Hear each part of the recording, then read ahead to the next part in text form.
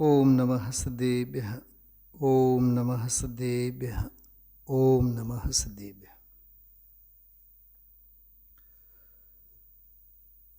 90 નંબરનું પ્રવચન. પક્ષાતિક્રાંતની ચર્ચા આજે વિશેષ આવી છે. સમયસાર ગ્રંથાદિરાજમાં કર્તા કર્મ અધિકારના છેલ્લી 2-3 ગાથાઓ અને છેલ્લા બધા કળશો, એ બધા કળશોમાં પક્ષાતિક્રાંતની જ મૂળ ચર્ચા આવેલી છે. થોડોક ઉપયોગ એકાગ્ર કરીને સાર ગ્રહણ કરવાની કોશિશ આપણે કરવી. પહેલી વાત, વસ્તુ નિરપેક્ષ હોય છે, વસ્તુનો અનુભવ નિરપેક્ષ હોય છે, સ્વભાવ નિરપેક્ષ, સ્વભાવની દૃષ્ટિ પણ નિરપેક્ષ. તો પછી અપેક્ષાઓ ઊભી કેમ થાય છે? બોલો શૈલાબેન, શું એનો જવાબ? અમૃતચંદ્રાચાર્ય દેવની ભાષામાં એનો જવાબ શું હોવો જોઈએ? બેનો સાંભળો છો શું કીધું મેં? હા, જેમ કે ખાંડ, સાકર ગળી હોય, હવે એના ગળપણના સ્વભાવમાં તો એ નિરપેક્ષ જ છે. ખાંડ, સાકર ગળપણના સ્વભાવમાં કોઈ અપેક્ષા? સ્વભાવની શું અપેક્ષા? ગળપણથી લબાલબ ભરેલી જ છે, હોવામાં અપેક્ષા નથી. અને સ્વાદમાં શું અપેક્ષા? અચ્છા, નિશ્ચયથી ગળપણ કે વ્યવહારથી ગળપણ? ધમજીભાઈ, જવાબ ખોટો છે તમારો. તમે બોલે નિશ્ચયથી, પણ નિશ્ચયથી એ અપેક્ષા જ ને. સમજો મારી માં ઊભી હોય મારી બાજુમાં અને તમે મને પૂછો કે આ કોણ છે, હું મારી માવતર, તો તમે એમ પૂછશો કે નિશ્ચયથી કે વ્યવહારથી? મૂર્ખા ન ગણીએ આપણે. માં હોય છે, નિશ્ચય શું અને વ્યવહાર શું? એમ સાકર ગળપણથી ભરેલ છે, નિશ્ચય શું અને વ્યવહાર શું? વસ્તુપને હોવામાં ન નિશ્ચય છે ન વ્યવહાર છે. એમ તો વસ્તુ ન નિશ્ચય છે વ્યવહાર છે, ન વસ્તુના સ્વાદમાં નિશ્ચય છે અને વ્યવહાર છે. તો એ નિશ્ચય અને વ્યવહારની અપેક્ષાઓ છે કે નહીં? તો એ ક્યાં? પ્રશ્ન છે. બોલો શૈલાબેન, ફરીથી પૂછ્યું છે. હા, વિકલ્પ. અમૃતચંદ્રાચાર્ય દેવે શું લખ્યું છે પુરુષાશુદ્ધિપાયમાં? થોડુંક ધ્યાન દોડો. અબુદસ્ય બોધનાર્થમ.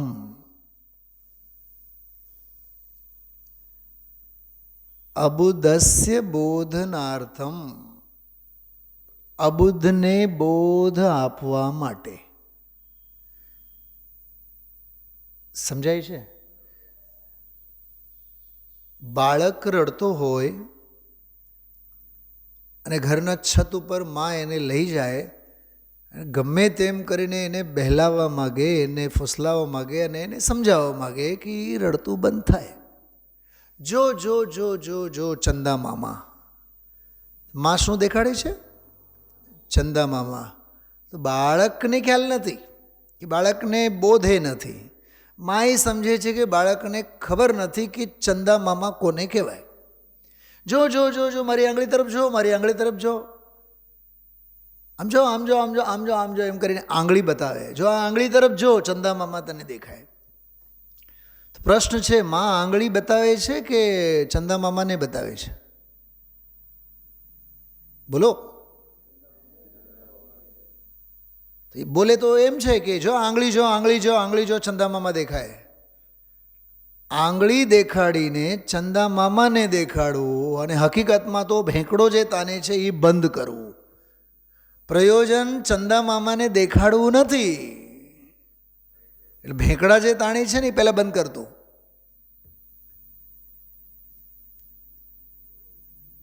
એમ વ્યવહારે દેખાડે કે પરમાર્થે દેખાડે, મોહ રાગ દ્વેષના સંકલ્પ વિકલ્પોના પક્ષથી પાર પક્ષાથી ક્રાંત થઈને તો શાંત સ્વભાવમાં રમતો થા. આચાર્ય મુનિ ભગવંતોનું પ્રયોજન એટલું જ છે. અપેક્ષાઓ બતાવવાનું પ્રયોજન નથી, અને અપેક્ષાઓથી વસ્તુને બતાવવાનું પ્રયોજન નથી. વસ્તુ તો છે, એને બતાવવાનું શું? પણ ઓલા બાળકની જેમ અજ્ઞાની જીવ પણ અબોધ છે.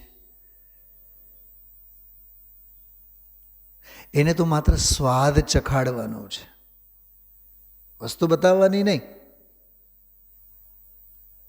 ગોળ લેવા આપણે ગયા, દાનાપીઠ, પરા બજાર, ગોળ લેવા ગયા. ગોળની મોટી દુકાન, બરાબર, ઢેપલા બધા ત્યાં પડેલા છે. આનો શું ભાવ? મને યાદ આવે છે, મારી માં એમ કરતી, 4-6 ઢેપલા હોય ને, એ 4-6 બધામાંથી જરીક જરીક જરીક ખાય. તો હું ઘરે આવ્યા બાદ પછી મમ્મીને આમ કહેતા, જ્યારે આમ સમજણવાળા થયા, તું તો 50 ગ્રામ તો ગોળ તો એમને એમ ખાઈ જાય છે.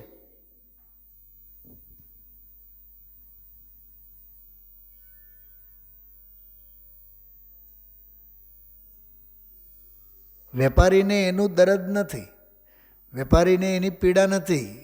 ભલે ને તમે 10 ઢેપલામાંથી તમે જરીક જરીક જરીક જરીક 10-10 ગ્રામ ચખો, હા, 100 ગ્રામ તો એમને એમ ચાખી જાઓ, પણ 1 કિલો ગોળ તમે લઈ લીધું ને એટલે વાત પૂરી. સમજાય છે હું શું કહું છું? અંશ વડે અંશીને, ભેદ વડે અભેદને. પણ એ મજબૂરી છે. રામજીભાઈ, પૈસાવાળા કરોડપતિ શું કરે? સીધા દુકાનને ફોન કરે કે ભાઈ 1 ઢેપલો મોકલી દો, તો 10 કિલો ખાંડ મોકલી આપો. તો સમજાય? એ સ્વાદ ચાખવા નહીં જાય, કેમ કે એને તો હોલસેલ બિઝનેસ છે. 4 ડબ્બા તેલના મોકલી આપો તો, 5 ગુણી ઘેઉના મોકલી આપો તો. મિડલ ક્લાસ ફેમિલીવાળો એ શું કરે? બોલો, રૂબરૂ જાય કે નહીં? ચાખીને જ ખરીદે કે નહીં? જોઈને ખરીદે. કેમ કે એ બેચારા પાસે એટલી પૂંજી નથી, અને કિલો 2 કિલો 4 કિલો લેવાના છે એને, એટલે એને માટે ત્યાં જવું જ પડે. કેવળી, શુદ્ધ કેવળી, કેવળી નહીં, શુદ્ધ કેવળી અને શ્રેણીમાં વિરાજેલા મુનિ ભગવંતો. ગાથા ખોલવી ન પડે, શાસ્ત્રો વાંચવા નહીં પડે, કેમ કે એમને તો ભેદ જ્ઞાનનો, આત્મજ્ઞાનનો તો ધંધો તો હોલસેલ છે. પણ અબુદ્ધ અને જગતના અજ્ઞાની આપણા જેવા બધા જીવો, બધા રિટેલ વેપાર કરનારા છે. આ ગાથામાં શું કીધું, આ પ્રકરણમાં શું કીધું, સમયસારમાં કેટલા અધિકારો, કયા અધિકારમાં શું કીધું, કઈ ગાથામાં શું કીધું, કઈ ગાથાથી કઈ ગાથા સુધી શું આવ્યું, આ બધો રિટેલ બિઝનેસ છે. એવા જીવોને સમજાવવા માટે અબુદસ્ય બોધનાર્થમ મુનીશ્વરાહ બોધયંતિ અભૂતાર્થમ એવું લખ્યું છે. શૈલાબેન સાંભળો, આ એક બીજી નવી વાત. મુનીશ્વરાહ બોધયંતિ અભૂતાર્થમ. મુનીશ્વરો એટલે ગણધરો, તીર્થંકરો, બોધયંતી એટલે બોધ આપે છે, અભૂતાર્થનો બોધ આપે છે. કોને સમજાવવા માટે? અબુદ્ધને સમજાવવા માટે.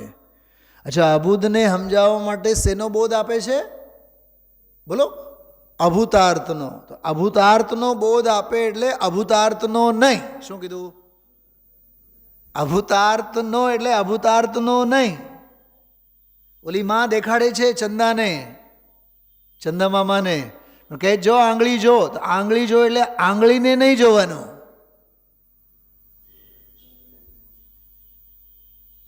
કંઈક સમજાય છે? પક્ષાથી ક્રાંતના સંદર્ભમાં સમજાય છે. શૈલાબેન, લાલુભાઈ બોલતા હંમેશા ચર્ચા સાપેક્ષ હોય, સાપેક્ષ થાય, પણ નિરપેક્ષ તત્વને લઈને ઊભું થવાનું. કેવું ગજબનું કી ફેક્ટર છે.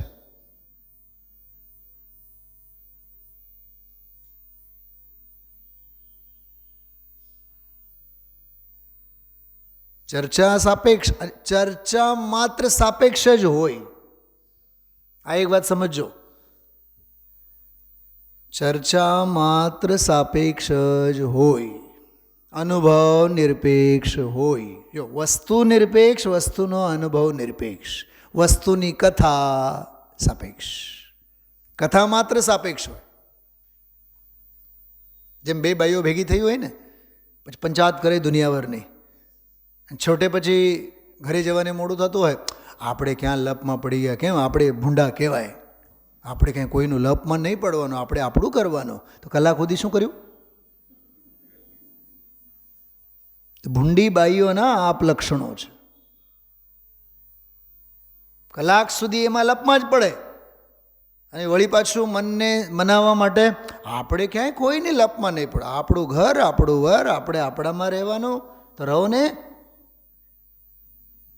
તો કલાક સુધી જે રહ્યા ને દામજીભાઈ, એ બહિરાત્મપણું છે. એમ અનાદિકાળથી બહિરાત્મપણામાં જીવનો સમય ગયો. આને ખરેખર સાચું કહું, હાલરડા સાંભળ્યા જ નથી. અધ્યાત્મના હાલરડા એટલે આજનો પ્રવચન. મેં હમણાં ઓલા જિગ્નેશભાઈને કીધું, મેં કીધું અધ્યાત્મ સાંભળવું હોય ને તો ગુરુદેવશ્રી પાસેથી સાંભળવું જોઈએ. આત્માના ગાણા ગાવાની કોઈ શૈલી અને કોઈ પદ્ધતિ છે તે ગુરુદેવશ્રી પાસે છે. ગુણો ગાતા ગાતા અનંતા ગુણોના ઓરડા ખુલી ગયા. મને યાદ છે બહુ સારી રીતે, આજથી 18-20 વર્ષ પહેલાંની વાત છે. 20 વર્ષ તો થઈ ગયા. હું આવ્યો 6-7 વર્ષ પછી જ, એ 7-8 વર્ષના ગાળામાં જાગનાથ મંદિર પાસે જે છે ને ઓલા અપાશ્રય કે જે પણ હોય મંદિર હોય, અપાશ્રયવાળા ઓલા શ્વેતાંબરવાળા બધા આપણે દિગંબર સંઘને પણ ભક્તિ સ્પર્ધા માટે આમંત્રણો આપતા. તો એમાં ઘણીવાર સ્પર્ધામાં ભાગ લેવા માટે હું પોતે જ હાર્મોનિયમ વગાડવા માટે મારો કેશિયો હું લઈને ગયો હતો ત્યાં.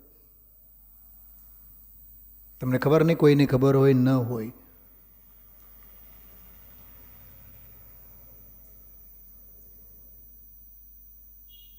પછી એ લોકોએ 1 વર્ષે અહીંયા આપણે શાસ્ત્રી મેદાનમાં આખું મોટું પંડાલ બાંધીને એક નાટક, ત્યાં નાટક માટે આમંત્રણ આપેલું.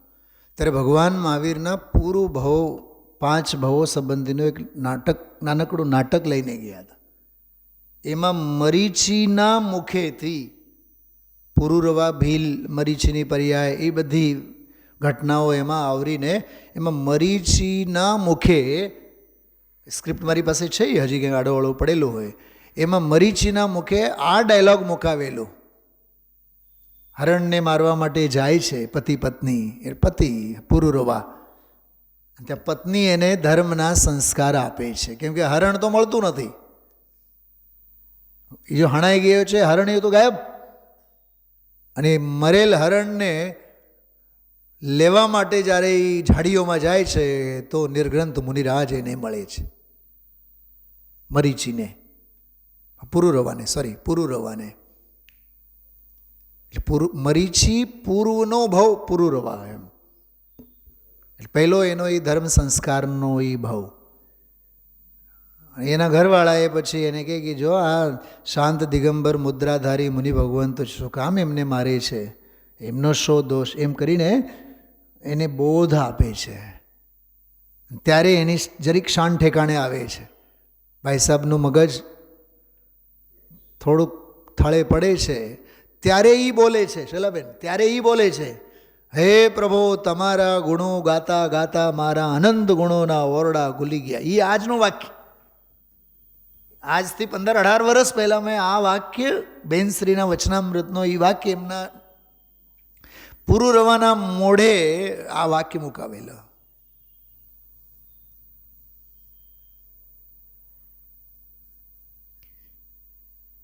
પછી 2-4 ડાયલોગ ડિલિવરી થયા બાદ વળી પાછું એક વાક્ય, ગુરુદેવશ્રીનું જ વાક્ય છે, પ્રભુ તમે તો અમને ભગવાન બનાવી દીધા. તો મુનિરાજ કહે છે અમે ભગવાન બનાવી નથી દીધા, તમે ભગવાન છો એમ અમે બતાવી દીધા. એ હવે જોજો ક્રમમાં ગમે ત્યારે બોલ આવશે, વચનામૃતમાં હોય કે ગુરુદેવશ્રીના વ્યાખ્યાનમાં ન હોય.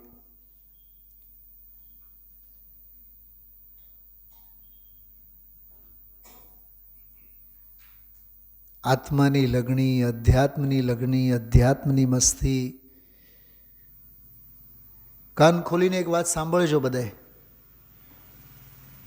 ગુરુદેવશ્રીએ આજે એક ઈશારામાં સમાજની વિકૃતિ ઉપર પ્રહાર કર્યો. 78માં સમજીભાઈ, 78, 80 એટલે 22 અને આ 25, કેટલા વર્ષ થયા રાજુભાઈ? 47, 45 વર્ષ થયા ને. 45, 50 વર્ષ પહેલાંના હાલ છે. 50, 55, 55 વર્ષે પરણે અને ઘરનો જ એક દાખલો આપ્યો. બાઈ મરી ગઈ તો બીજા બધાએ કહે, મરતીવાળા એમ કહે, જો ભાઈ તમારી તબિયત નથી ઠીક રહેતી, છોકરાઓ નાના છે એટલે તમે બીજા લગ્ન કરી લેજો મરતા પહેલાં જ.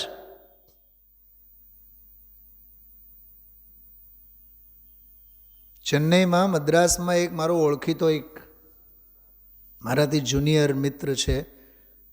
3 લગ્ન કર્યા, 2 તો મરી ગઈ, ત્રીજીએ છૂટાછેડા લીધા છે. હાલના 2026ની વાત કરું છું. બકવાસ છે, બકવાસ. કશાયોના અંબાર, ક્લેશનો નહીં પારાવાર, એવી સ્થિતિ છે. ઘરે ઘરે આ માટીના બધા ચૂલા છે. માટીના ચૂલામાં શું હોય ધનજીભાઈ? સોનું તો ના હોય, રાખ જ હોય ને. તમારા અમેરિકા અને લંડનના તો કેવા ઘાટ છે. લંડનની એક ઘટના બતાવું તમને, નામ નહીં લઉં. તમે આડાવાળા ક્યાંક ને ક્યાંક રિલેશનમાં એકબીજા સાથે સંકળાયેલા છો. 56 વર્ષનો ભાઈ, ઘરમાં 3 દીકરા, એમાં 56 વર્ષનો મોટો દીકરો, ત્રીજી દીકરી નાની. મેં જ્યારે જોયું હતું ત્યારે એ 6 વર્ષની. એના નામે મોટો બિઝનેસ, મેન્યુફેક્ચર થાય મુંબઈમાં, વેચાય ત્યાં. અહીંયા 500નું મળે તો ત્યાં 5000નું મળે. અને શ્રીમતીએ જૈન પરિવારને, હરિયાણા કે પંજાબની ક્યાંકની હશે. ત્રીજી દીકરી 6 વર્ષની, મરવા હવે છેલ્લી ઘડીએ, એમ સમજો ને 56 વર્ષ, અને છૂટાછેડા થયા. ક્યાંય સારાવટ નથી.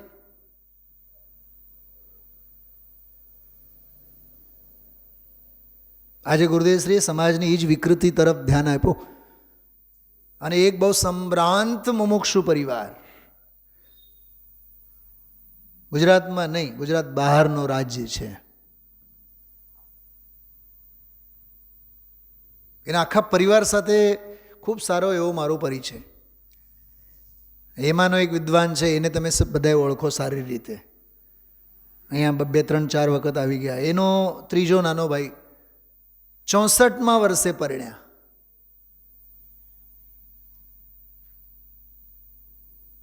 ગુરુદેવશ્રીની સભામાં હાજર રહેલા ભાઈ સાહેબ 64માં વર્ષે પરણ્યા. મરવાટાને ક્યાંક જોઈએ ને, એમ દૂધ આપે ને, ચા આપે ને, ફલાનો આપે ને, સેવા કોણ કરે? ઘણી વાર તો ગુરુદેવશ્રી ખબર શું કહેતા હોય છે, એ ગરડા થયા બાદ પછી કપડાં વગર સાવ નાગા પૂગા સૂવું પડે તો પછી ભાઈડી હોય તો સેવા કરે ને. એ બોલે કે નહીં આજે પણ?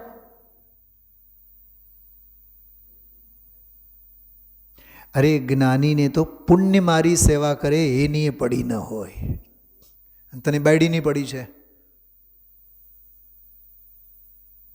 અને આ પ્રકરણ પક્ષાધિક્રાંતના પ્રકરણમાં આવ્યું.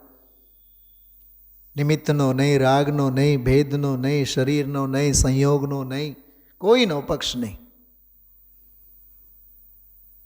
હું અબદ્ધ છું એવો એ પક્ષ નહીં, બંધાયેલો છું એ પક્ષની વાત તો બહુ દૂર છે.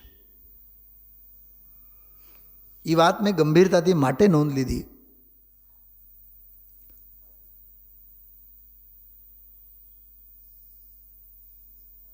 બાઈની ઉંમર 50, 55, 60ની હોય ને,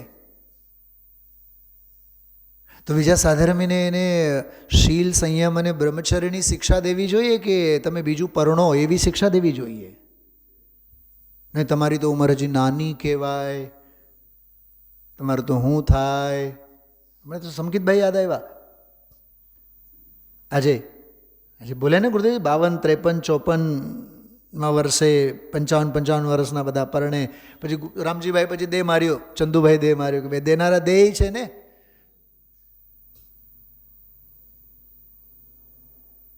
આ કથા આજથી 45 વર્ષ પહેલાં હતી. તો હવે ને તો કેવું જ શું એમ. આ છાપામાં અને યુટ્યુબમાં આપણે જોઈએ છીએ 72 વર્ષના અને 80 વર્ષના. અને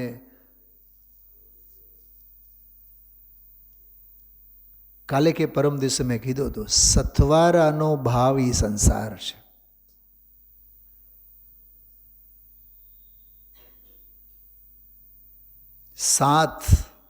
સાથના સંસ્કાર એ સંસારના સંસ્કાર છે.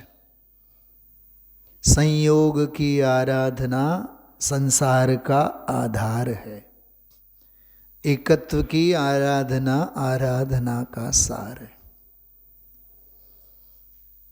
એટલે બહુ આજે લસલસતો હલવો હતો આત્માનો, અધ્યાત્મનો લસલસતો વિષય હતો આજે, અને એટલા જ કડક ચાબકા હતા.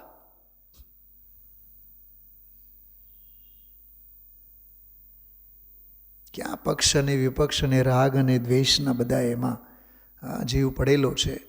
આપણી વાત છે.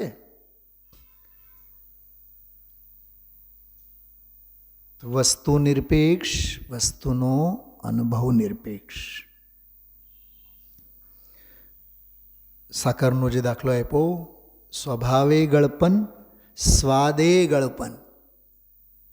કથામાં સફેદી છે, ગળપન છે, સસ્તી છે, મોંઘી છે, ઓર્ગેનિક છે, મેડ ઇન ચાઇના છે, એ બધી કથા.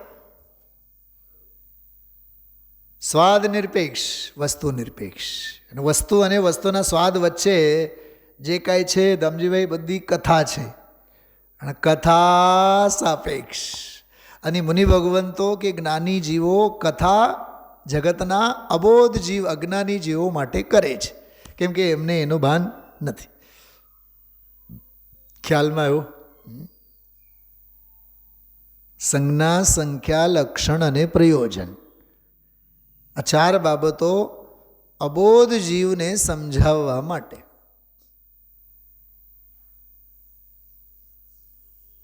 મગ આપો, દુકાનદારને આપણે કીધું. કયો મગ? છડી કહેવાય ને, શું કહેવાય? છડી. હા, છડી દાળ. બોલે એ મગને મગમાં કેટલો ફેરી?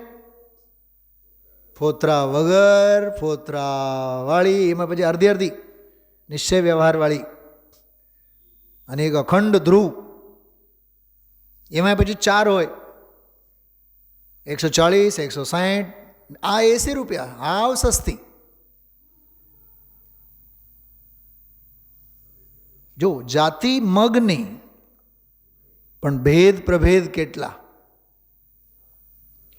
અચ્છા, જેને ખબર છે કે છડી દાળ, એ જઈને સીધો જ કહેશે મને છડી દાળ આપો. પણ જેને ખબર નથી એ એમ કહે છે મને મગ આપો, તો ઓલો પ્રશ્ન પૂછશે. તો વસ્તુને સમજાવવાના સંદર્ભમાં જ સંજ્ઞા એટલે નામ. છડી દાળ, આખી દાળ, કોરી દાળ. તુવેર દાળ ખરીદવા જાઓ તો તેલવાળી કે તેલ વગરની. પહેલી વખત આપણે લેવા ગયા હોય કે તુવેર દાળ લઈ આવો, એ તેલવાળી કે તેલ વગરની, ખાલી હાથ આવવાનું થઈ જાય. તો ભાઈ તેલવાળી કહેતા હતા. પોઈન્ટ સમજાય છે શું કહેવા માંગુ છું? આ લોકભોગ્ય દ્રષ્ટાંતોથી આપણને ખબર પડે કે નિશ્ચય બંધાયેલો છે કે બંધાયેલો નથી, એક છે કે અનેક છે. આ બધા એના પક્ષ છે. કાઢી રાખ્યું છે મેં 144, 45 આ બધી ગાથાઓ.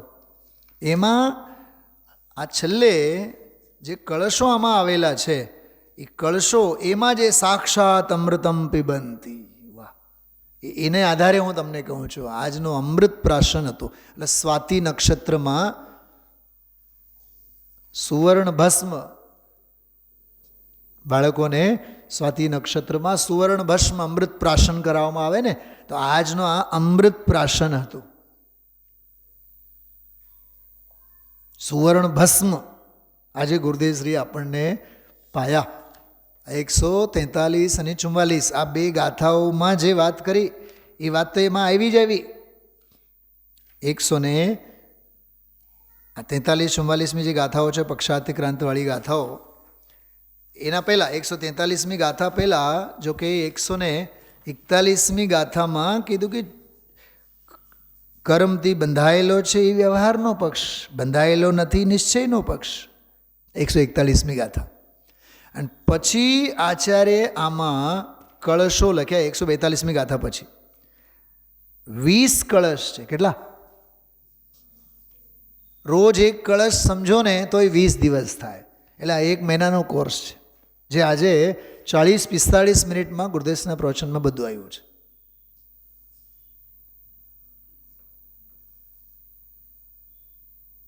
જો એક વાત કરું, સારાના પક્ષમાં રહેવું કે ખોટાના પક્ષમાં રહેવું? જવાબ આપતા નહીં. હું તમને 3-4 પ્રશ્ન પૂછું છું.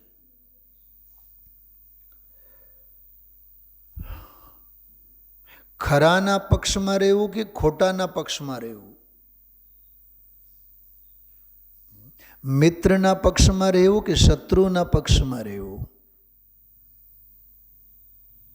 હું કંઈક ત્રીજી જ વાત કહેવા માગું છું. મારે કોઈ પ્રત્યે રાગ અને દ્વેષ જ નથી, તો મારા માટે કોઈ મિત્ર અને શત્રુ જ નથી. તો મને પ્રશ્ન જ ક્યાં છે કે હું મિત્રના પક્ષમાં રહું કે શત્રુના પક્ષમાં રહું? મુનિરાજ માટે શત્રુ કોણ અને મિત્ર કોણ? બોલો ધનજીભાઈ. આજે એના માટે દુનિયામાં ખરા કોણ અને ખોટા કોણ? પોતાનું અજ્ઞાન એ ખોટું, પોતાની અસ્થિરતા એ ખોટી, અને પોતાની સ્વભાવની સ્થિરતા એ ખરી સંપત્તિ. પોતાનો સ્વભાવ એ ખરો, પોતાનો વિભાવ એ ખોટો. જગતમાં કોઈ ખરા અને ખોટા મારા માટે તો મુનિ ભગવંતો માટે તો છે જ નહીં. પક્ષ મારામાં જ છે, બહાર નથી. શૈલાબેન શું કીધું? આ મારા અજ્ઞાન ભાવે મેં મારામાં જ પક્ષને ઊભું કરું છું, બહારમાં કોઈ પક્ષ જ નથી. દુનિયા સારી કે ખરાબ બોલો? હું સારો તો દુનિયા સારી, અને હું ખરાબ તો दुनिया खराब.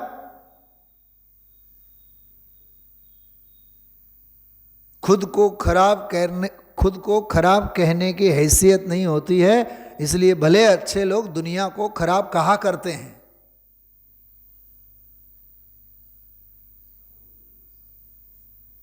गिरेवाનમાં ઝાંકીને જાતને જોવાનો. પણ આપણી ટેવ છે બીજાને તોલવાની. આ 500 ગ્રામ, આ 1 કિલો, પોતાને જ તો જોખ ને, ત્રાજુમાં પોતાને જોખ. આ જીનવાણી શું છે દામજીભાઈ? આ ચારેય અનુયોગોના બધા શાસ્ત્રો શું? આ ત્રાજુ છે. અને આ ત્રાજુમાં એક પરડું ખાલી જ છે. એમાં કોને બેસાડવાનું છે? આપણે કોને જોખવાનું છે? ગામને નહીં, જાતને જોખવાનું છે. કોને કેટલું સમજાણું એ મારે નથી જોવાનું, મને કેટલું સમજાણું એ મારે જોવાનું છે. એટલે આ પક્ષાતિક્રાંતવાળું પ્રકરણ એટલો બધો આમ સટીક, લોજિકલ, અને અટકવાના સ્થાન કેટલા છે આમાં? 20 બોલ છે. શું કીધું? અટકવાના સ્થાન કેટલા હોઈ શકે? રાગ, રંગ, આમોદ પ્રમોદ બહારના તો જુદા, આ તો અંદરના અટકવાના સ્થાન. નિશ્ચય આમ છે, વ્યવહારે આમ છે. એમાંય જીવ અભ્યાસુ જે એમાં અટકેલો હોય. અમે સવારે સાંભળ્યું, બપોરે સાંભળ્યું, સાંજે સાંભળ્યું. અમારે તો 3 વખત સાંભળવાનું કામ, એમ જિંદગી નીકળી જશે. સાંભળતો ન રહે, સમજતો થા.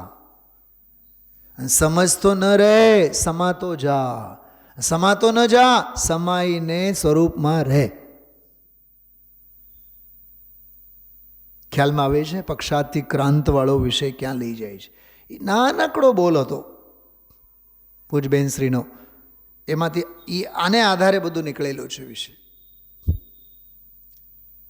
આ હું વાંચું છું તમને, પહેલાં બોલો જુઓ તમે. 229, 30 અને 31 મૂળ બોલો જુઓ બધે. રોજની જેમ આપણે પહેલાં મૂળ બોલો વાંચીએ. પેલું ગુજરાતીમાં એક ગીત છે ને બહુ સરસ, આમ ઉર્મી ગીત કહો અથવા ગીત કહેવાય, ગીત ઉર્મી ગીત, આમ સુગમ પણ કહેવાય છે ગુજરાતીમાં. સુરેશ દલાલ નામને કવિ થયા. એમને ઈશ્વરીય ભાવનામાં, જો કે પતિ પત્નીના પ્રેમના સંદર્ભમાં એણે વાત કરી કે ભાઈ, પત્ની કહે કે મેં તો, જો કે દરિયાનો રૂપક છે એમાં, કે મેં તો ખોબો માગ્યો તો એ દરિયો દઈ દીધો. એમ ગુરુદેવશ્રીએ આપણે માગ્યો તો 45-50 મિનિટનો ખોબો ભરીને, અને ગુરુદેવશ્રી આપણને કેટલો આપ્યો? આવો મારો વાલમ શબ્દ આવે, એ ગીતમાં શબ્દ આવે. મારો વાલમ તો એવો કે હું ખોબો માગ્યો તો એ દરિયો મને દઈ દીધો. એમ ગુરુદેવ આપણા વાલમ એટલે પ્રિય, એમ આદરણીય, પૂજ્ય એવા, કે આપણે ખોબો માગ્યો તો એમણે કેટલો આપ્યો?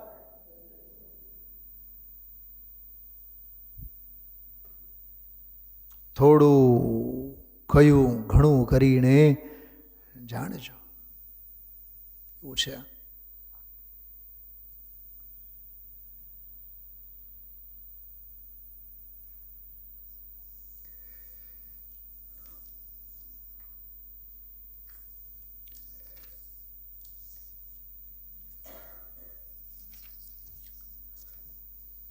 જો 229 બોલ.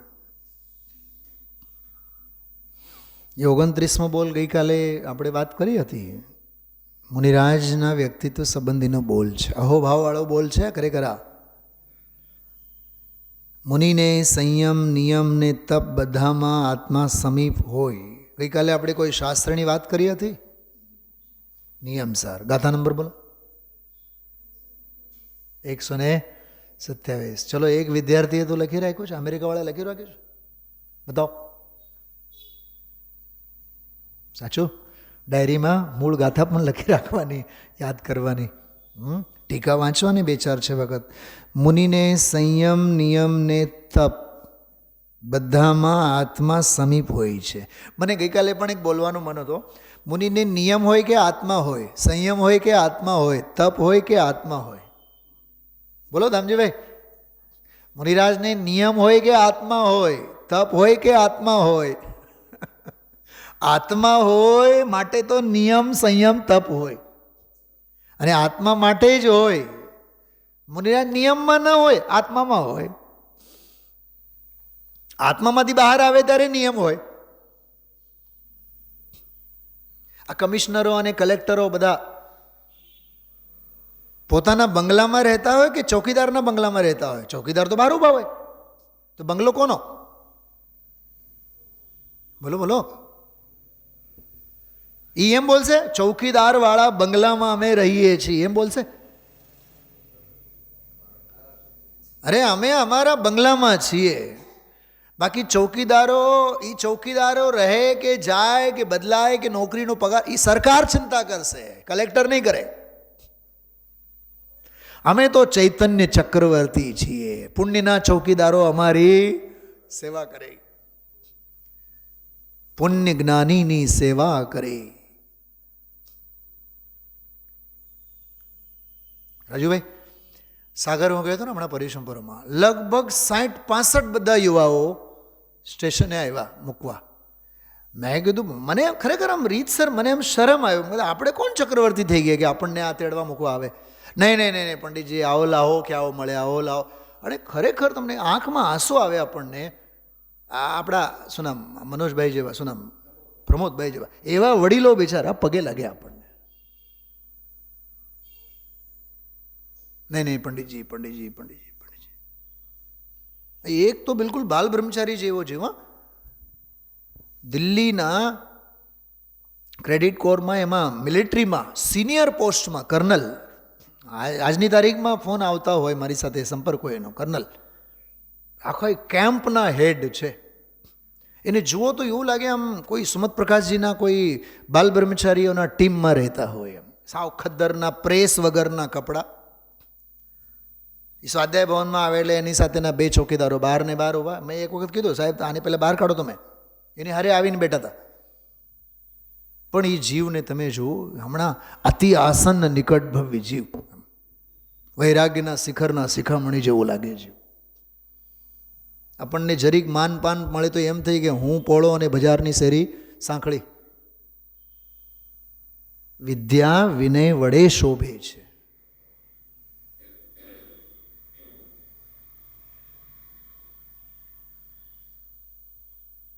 પગમાં ચંપલ નહીં, 10 દિવસ પરિશ્રમ પર તો ઠીક છે, એ તો મંદ કશાયની ભાઈ, કોઈ ધર્મ ભરમ નથી.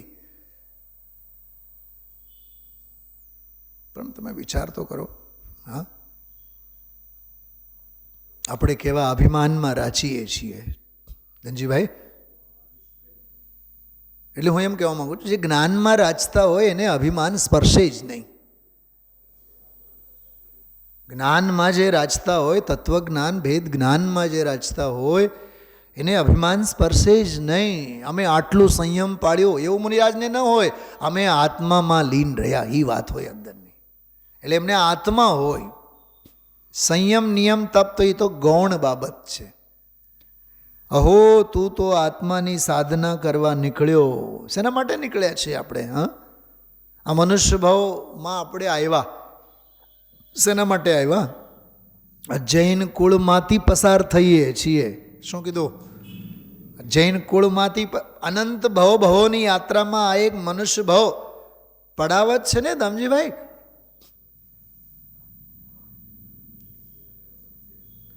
અનંત ભવોની યાત્રામાં મનુષ્ય ભાવ તો એક પડાવત છે ને. તું તો આત્માની સાધના કરવા નીકળ્યો. ત્યાં લૌકિક જનના પરિચયનો રસ કેમ? તારે શુદ્ધિ વધારવી હોય, દુઃખથી છૂટવાની ભાવના હોય તો અધિક ગુણવાળા કે સરખા ગુણવાળાના સંગમાં વસજે. એ આપણે 2-3 દિવસ પહેલાં બધું લીધેલું છે, લૌકિક જનવાળી વાત વગેરે. આપણે આપણા છોકરાને ઠોઠ બુદ્ધિવાળા સાથે રહેવા નથી દેતા. આપણો એ છોકરો ઠોઠ થઈ જાય એમ. ઠોઠ હોય, આપણો સિક્કો કેવો ખરો ખોટો મા બાપને ખ્યાલ જ હોય. તોય ઓલા હોશિયાર વિદ્યાર્થીની હારે આપણે એને બેસાડીએ. ટીચરને કહી આવીએ, બેન થોડુંક ધ્યાન રાખજો, સારા વિદ્યાર્થીની હારે એને બેસાડો. કેમ? નિમિત્તથી કાંઈ થતું નથી ને? શું કામ મગજમારી કરો છો? નહીં, નિમિત્તથી પંડિતજી કાંઈ નથી થતું, પણ નિમિત્તથી તો ઘણું બધું થાય છે ને. એટલી હદે ઉપાદાનો ઉપર વિશ્વાસ હોવા છતાં નિમિત્તો માટે આપણે વ્યગ્ર હોઈએ છીએ. કાલ પરમ દિવસે મેં કીધું હતું, 10 જણા હોય ને, 10 જણામાંથી 9 જણા રાત્રિ ભોજન ન કરતા હોય. રાત્રિ સ્વાધ્યાય તમે લોકો જે સાંભળતો હોય તમને ખ્યાલ હશે, મેં દાખલો આપ્યો હતો. 10 જણામાં 9 જણા રાત્રિ ભોજન ન કરતા હોય ને એક નાલાયક હોય કરતો હોય. અચ્છા, ઓલો સુધરશે કે આ બગડશે? સંભાવના કઈ? બોલો બોલો, પંચમ કાળની સંભાવના કઈ? બોલો દેવીબેન. ઓલો નાલાયક એવો ક્વોલિટીવાળો છે, એક એક કરીને ફોડીને એ 10 ને ફોડી નાખશે, એ બગાડી નાખશે એમને. આ પડતો કાળ છે. ઓલા 10 સારા પોતાનામાં ઓલાને નહીં ભેળવે, ઓલા બગાડમાં સડેલ વ્યક્તિત્વમાં આ બધા ભળી જશે. હવે આવા કાળમાં આપણે રહીએ છીએ.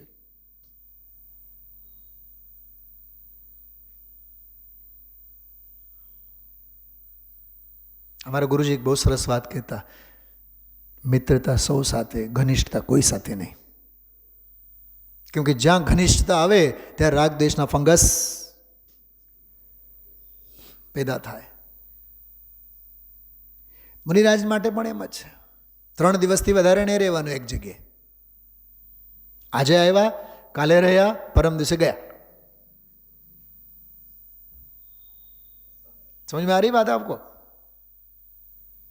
આજે આવ્યા, આહાર લીધો, ઉપદેશ આપ્યો, કાલે હજી ઓળખાણ થયા ન થયા, પરમ દિવસે રફુ ચક્કર. રાગ દ્વેષના જાળ પેદા થાય એ પહેલાં ત્યાંથી નીકળી જાઓ.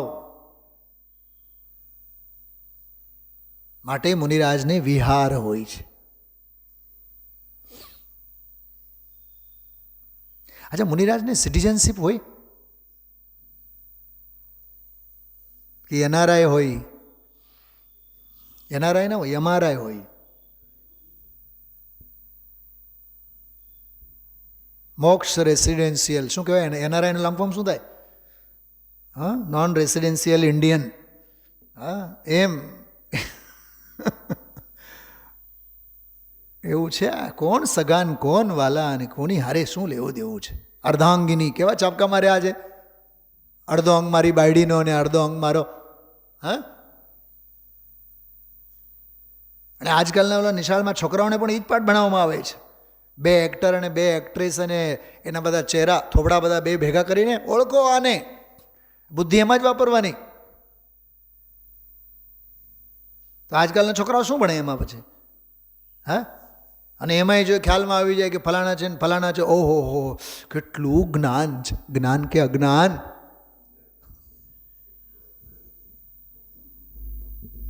મારો છોકરો તો બહુ ડાયો, ક્લાસમાં નંબર 1 આવે, પણ પાપના ભણતરમાં નંબર 1 આવે.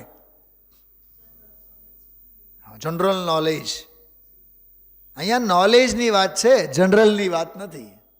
બહિરાત્મપનામાં જનરલ જ જનરલ હોય, એમાં નોલેજ નામની કોઈ વસ્તુ છે જ નહીં. કેવું મારી નાખે એવું છે લૌકિક ભણતર બધું. લૌકિક સંગ તારો પુરુષાર્થ મંદ પડવાનું કારણ થશે. વિશેષ ગુણીનો સંગ તારા ચૈતન્ય તત્વને નિહાળવાની પરિણતિ વિશેષ વધવાનું કારણ થશે. ગાઈએ તો છે આપણે બધા. શાસ્ત્રાભ્યાસો જીનપતિનુતિ સંગતિ સર્વદારે. માત્ર ગાવામાં છે. આર્ય પુરુષો સાથેની મારી સંગતિ હજો. આર્ય એટલે આત્મજ્ઞાની ભેદજ્ઞાની જીવો સાથે. અચાનક આવી પડેલા અસત્સંગમાં તો પોતે પુરુષાર્થ રાખીને જુદો રહે. વાહ! પણ પોતે રસપૂર્વક જો અસત્સંગ કરે, રસપૂર્વક અસત્સંગ કરે તો તેની પરિણતિ મંદ પડવાની જ. આ તો સ્વરૂપમાં ઝૂલતા મુનિઓને ભલામણ છે. જો આ શું કીધું સમજી ભાઈ? આ ખબર? આ વાક્યનો અર્થ શું છે? મૂર્ખાઓને સમજાવતા નથી. આ નાદાન અને સાવ જગતના મહામૂંડ મૂર્ખાઓને સમજાવતા નથી, સમજનારને સમજાવે છે.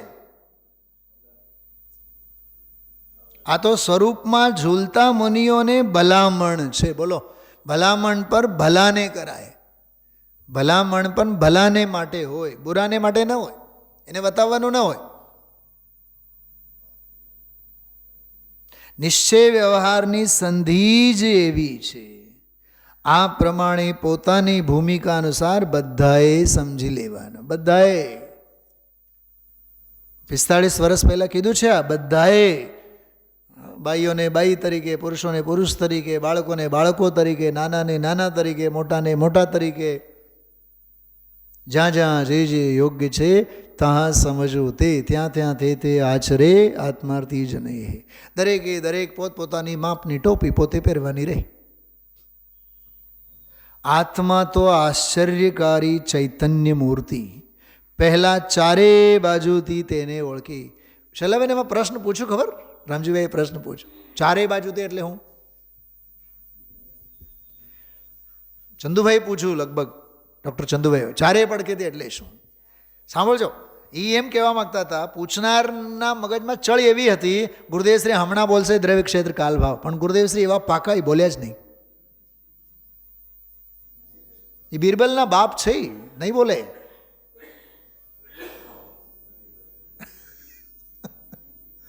હવે હું તમને કહું કે બધી બાજુથી એટલે શું? 143મી 44મી ગાથા વાંચો એટલે ખબર પડે કે બધી બાજુથી એટલે શું. દ્રવ્ય ક્ષેત્ર કાલભાવ એવું નહીં બોલ્યા.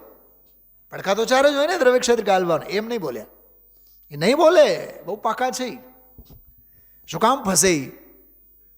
હા, વળી પાછું દ્રવ્ય ક્ષેત્ર કાળ ભાવ એમ કહેશે કે તો પછી દ્રવ્યાર્થિક દ્રવ્ય ક્ષેત્ર કાળ ભાવ કે પર્યાયાર્થિક વાળા દ્રવ્ય ક્ષેત્ર કાળ ભાવ?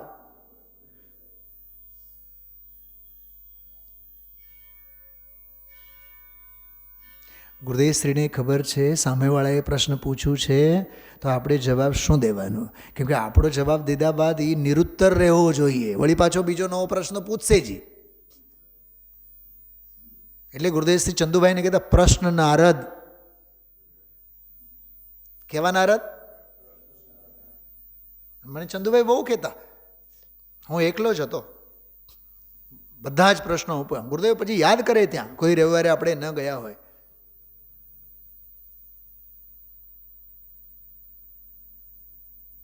પ્રશ્ન નારદ.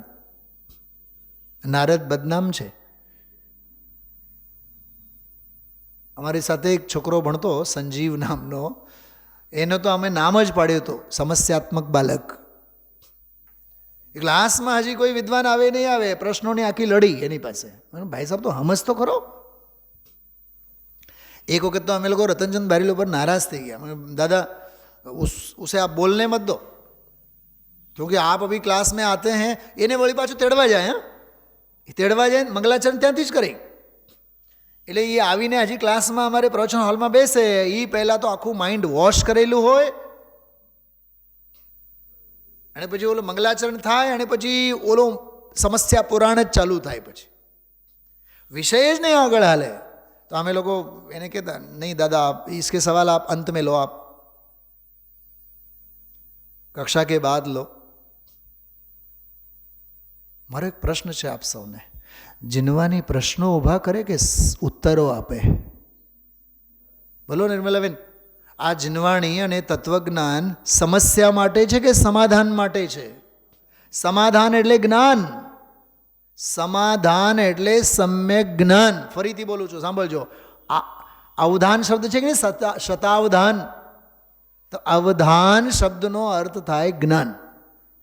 શતાવધાન તો 100 સંખ્યાકીય બાબતોનું જ્ઞાન. સ્કૂલમાં પણ પીટી ટીચરો બોલતા હોય સાવધાન. તો અવધાન એટલે જ્ઞાન, સ એટલે સહિત. આ સમાધાન, સમ આધાન એટલે સમ્યક જ્ઞાન. નવી નવી સમસ્યાઓ ઊભી કરવા માટે આ જીનવાણી નથી ધનજીભાઈ, સમાધાનને વળગીને રહેવા માટે આ જીનવાણી છે. સમાધાન, સમાધાન, સમાધાન. 3 દિવસ પહેલાં મેં કીધું હતું, આ વાંચ્યા બાદ ભાર નહીં વધે, નિર્ભારપણું આવે. નિર્ભારતા સ્વાધ્યાયનો સૌથી પહેલો ફળ છે. હળવા ફૂલ થાવ, ભારે ભરકમ નહીં થાવ. સિદ્ધ ભગવાન ભારે ભરકમ નથી, હળવા ફૂલ છે. જે ભારે ભરકમ હોય એ જળ સમાધિ લે, અને જે હળવા ફૂલ હોય એ લોકાગ્રે જઈને વિરાજમાન થાય. શેનો ભાર માથા પર? આત્મા તો આશ્ચર્યકારી ચૈતન્ય મૂર્તિ. પહેલાં ચારે બાજુથી તેને ઓળખી, પછી નહીં પ્રમાણ વગેરેના પક્ષ છોડી. જો ઓળખવાનું તો ખરું જ, એ ઓળખવા માટે એ પક્ષોને ઊભા કરવા, અને વળી પાછું નહીં પ્રમાણ વગેરેના પક્ષ છોડી અંદરમાં ઠરી જવું. તો અંદરથી જ મુક્ત સ્વરૂપ પ્રગટ થશે. અંદર સ્વરૂપમાં ઠરી ગયેલા, વાહ, અંદર સ્વરૂપમાં ઠરી ગયેલા જ્ઞાનીઓ જ સાક્ષાત અતિન્દ્રિય આનંદામૃતને અનુભવે છે. જો આ પંક્તિ જો, તએવ સાક્ષાત અમૃતમ પિબંતિ, તે જ જીવો સાક્ષાત અમૃતનું રસપાન કરે છે. આ પક્ષાંતિક્રાંત 141, 42, 43, 44 વચ્ચેના 20 કળશો બધા. અને 20 કળશ પછી આ લખ્યું છે છેલ્લે. 20 કળશો પૂરા થયા અને છેલ્લે આ વાત લખ્યું, યસ્તત્વવેદી ચ્યુતપક્ષપાત સ્થસ્યાતિ નિત્યમ ખલુ ચિચ્છિદેવ. 89 નંબરનો કળશ.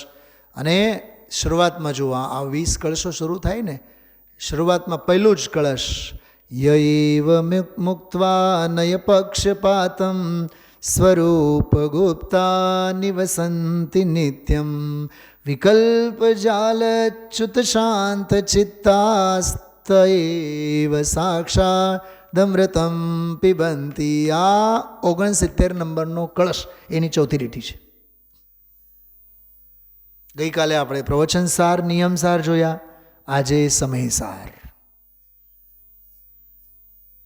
મારે તમને ગુરુદેવશ્રીની ઓલી સ્તુતિવાળી વાત કરતો હતો, એમાં મારે તમને ઓલી અંતરા બતાવવાની હતી, છંદ બતાવવાનો હતો. વ્યાખ્યાન અમૃત થાળ છે, અંતરથી ઉજમાળ છે.